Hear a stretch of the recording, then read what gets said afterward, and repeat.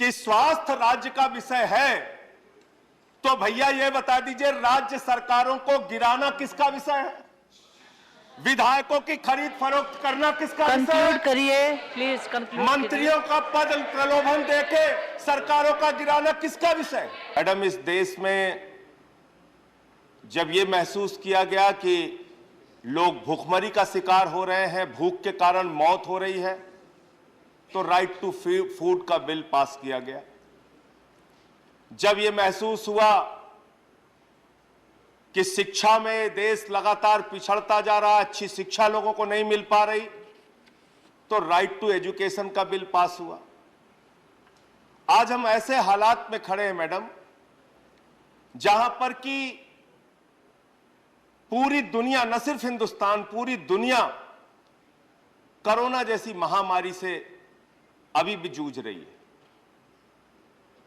हिंदुस्तान में भी कोरोना के कारण लाखों लोगों की मौत हुई, और मैडम हम लोगों ने देखा कि उस कोरोना के कारण जो गरीब लोग थे, जो किसान थे, मजदूर थे, सैकड़ों किलोमीटर तक पैदल चल के अपने घर गए। जहां वो रहते थे इलाज नहीं मिल पाया। हमने देखा रेल की पटरियों पर जब वो थक गए चलते चलते, बैठकर खाना खाने लगे, नींद आ गई, रेल उनके ऊपर से गुजर गई, उनकी मौत हो गई, लेकिन उनको इलाज नहीं मिल पाया, वो घर नहीं पहुंच पाए। स्वास्थ्य हम लोगों के लिए बहुत महत्वपूर्ण विषय है मैडम। माननीय स्वास्थ्य मंत्री जी यहां पर बैठे हैं और मैं इनका बड़ा सम्मान करता हूं।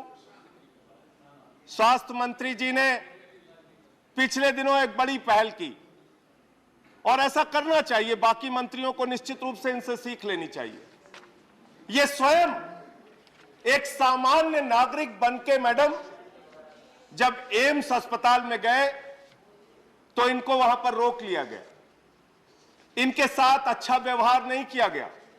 हमारे देश के स्वास्थ्य मंत्री मैडम, और ये खुद रूबरू हुए कि वास्तव में अस्पताल में किस प्रकार की कठिनाइयों का सामना एक मरीज को या उसके साथ के लोगों को करना पड़ता है।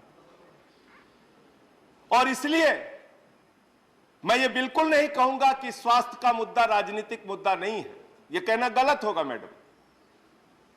शिक्षा का मुद्दा राजनीतिक मुद्दा नहीं है, ये कहना गलत होगा, क्योंकि राजनीति ही तो तय करती है कि स्वास्थ्य पे कितना बजट होगा, शिक्षा पे कितना बजट होगा, सड़क पे कितना होगा, पानी पे कितना होगा, बिजली पे कितना होगा। इसलिए राजनीतिक मुद्दा है। और अगर आजादी के 75 साल के बाद भी सफदरजंग अस्पताल के सामने एक महिला जो प्रसव से पीड़ित थी, उसको अपने बच्चे की डिलीवरी लोगों के घेराबंदी में करनी पड़ती है, तो मैं समझता हूं सदन के सभी सदस्यों के लिए बहुत ही शर्मिंदगी की बात है मैडम। हम सबके लिए शर्मिंदगी की बात है। हम सबको सोचने की आवश्यकता है कि हमारी स्वास्थ्य व्यवस्था कहां पहुंच गई। पिछले दिनों महोबा के अंदर एक खबर आई मैडम, वो दिल दहला देने वाली खबर, आप भी सुनेंगे तो आपकी रूह कांप जाएगी।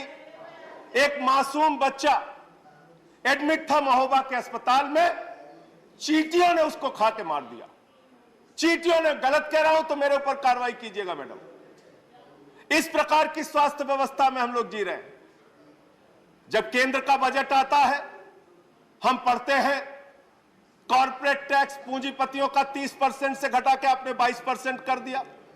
1,45,000 करोड़ रुपए का देश के बजट को घाटा हुआ। जब हम स्वास्थ्य का बजट पढ़ते हैं तो पढ़ते हैं 2%। यह हमारी चिंता है स्वास्थ्य को लेकर। यह हम करना चाहते हैं देश में स्वास्थ्य का विकास। और आप बार बार यहां पर कह रहे हैं हमारे सत्ता पक्ष के माननीय सदस्य कि भाई ये तो राज्य का विषय है, ये राज्य का विषय है, ये राज्य का विषय है। तो मैं आपसे कहना चाहता हूं कि स्वास्थ्य राज्य का विषय है, तो भैया ये बता दीजिए राज्य सरकारों को गिराना किसका विषय है? विधायकों की खरीद फरोख्त करना किसका विषय कंक्लूड है? करिए प्लीज कंक्लूड मंत्रियों का पद प्रलोभन देके सरकारों का गिराना किसका विषय है? चर्चा ये बता दीजिए। माननीय सदस्य मैडम, सबको मौका दिया गया, मैं खत्म कर रहा हूं। माननीय सदस्य महंगाई का सवाल, हमारे देश में महंगाई हर रोज नया आसमान छू रही है। इस बढ़ती महंगाई ने आम आदमी के जीवन को हिलाकर रख दिया है।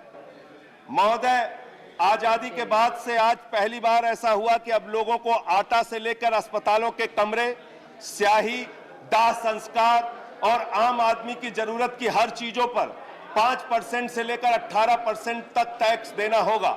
सरकार दाल, दही, लस्सी, चावल सभी पर टैक्स लगा रही है। यहां तक कि अब लोगों को अपनी बचत खाते से पैसे निकालने पर भी टैक्स देना होगा। इस बेतहाशा कर वृद्धि से आम लोगों का जीविकोपार्जन और बर्बाद हो जाएगा।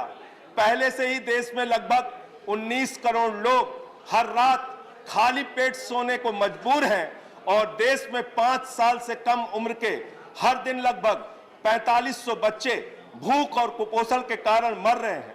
अकेले भूख के कारण हर साल 3 लाख से अधिक बच्चों की मौतें हो रही हैं, जबकि देश हित में असली कदम यह होता कि गरीबों को महंगाई से राहत दिलाने का प्रयास किया जाता और जिनके पास अधिक धन दौलत है उनसे टैक्स की वसूली की जाती। सरकार का यह कदम देश में भूखमरी, कुपोषण और गरीबी को बढ़ावा देगा और लोगों को आटा चावल के लिए तरसा देगा। उपरोक्त विकट परिस्थितियों को ध्यान में रखते हुए इस फैसले पर पुनः विचार करने की आवश्यकता है। धन्यवाद Thank you, मैडम। sir.